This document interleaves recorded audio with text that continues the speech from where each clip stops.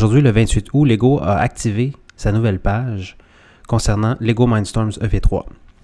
Et puis, la bonne nouvelle, c'est que le logiciel est gratuit, qu'on peut télécharger immédiatement à partir de leur page.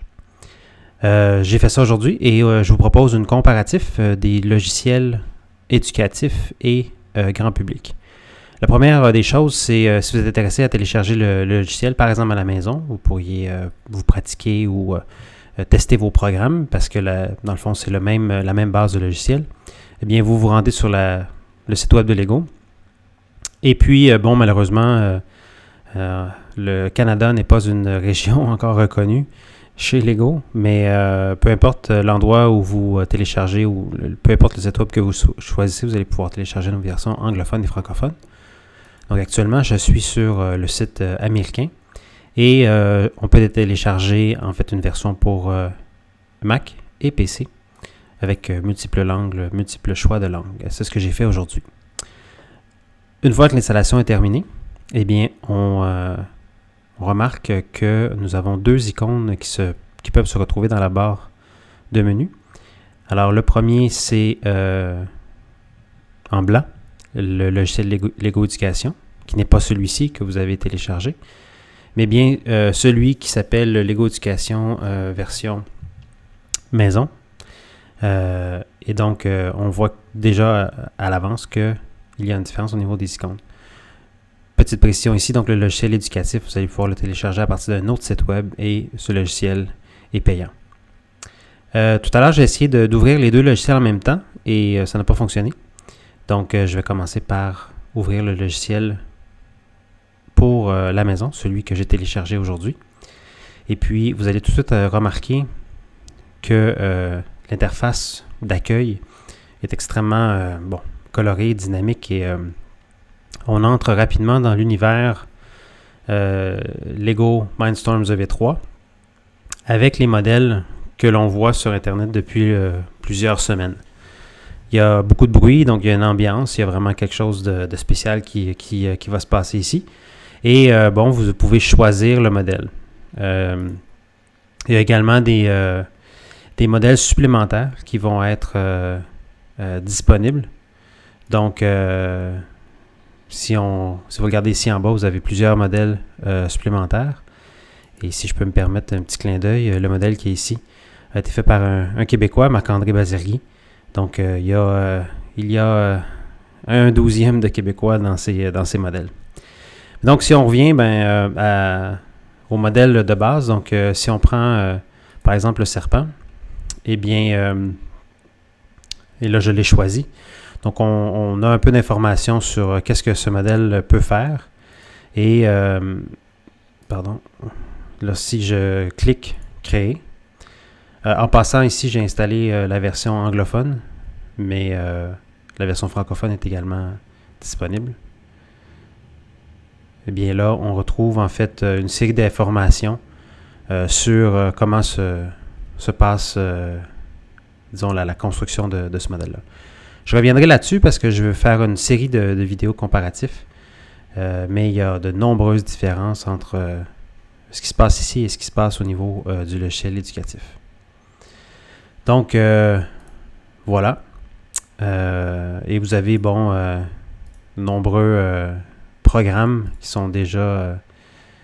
vous sont déjà fournis, si on veut, pour pouvoir travailler avec votre robot. Et puis, si je comprends bien, je crois que c'est à partir d'ici que l'on peut commencer la construction. Voilà. Alors, je ferme ça ici. Et puis, je vais aller maintenant dans le logiciel éducatif, donc celui qui est blanc. Et ça va prendre quelques temps pour démarrer. Le logiciel est un peu plus costaud, donc il y a beaucoup plus de fonctions dans le logiciel éducatif que dans le logiciel maison. Donc, la machine le ressent aussi.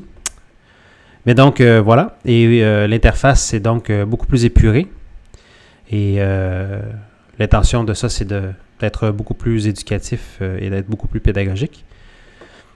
Alors, de cette fois-ci, au lieu de fonctionner à l'horizontale, ça fonctionne à la verticale. Et donc, on a des panneaux comme ça défilants Alors, le premier, ce sont les modèles.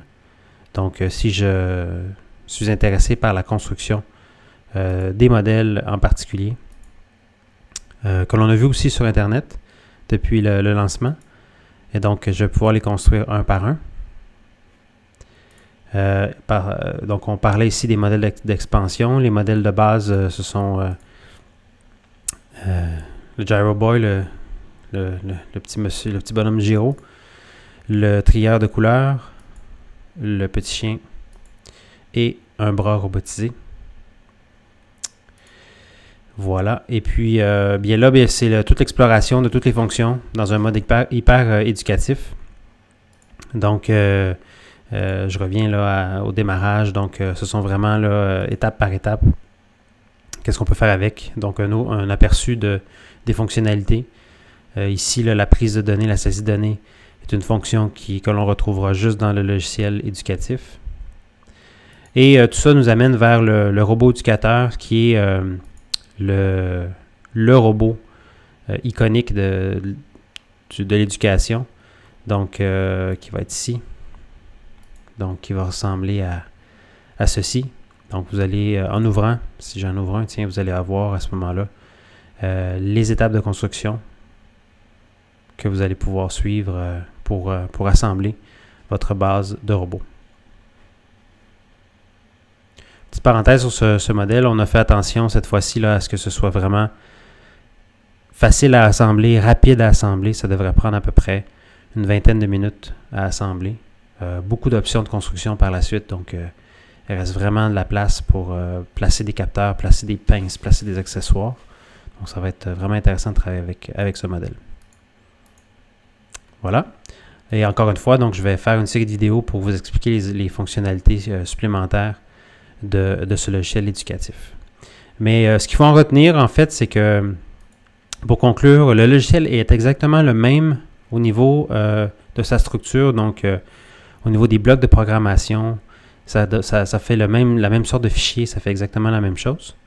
Mais l'interface et puis les fonctions, c'est-à-dire les projets, sont extrêmement différents.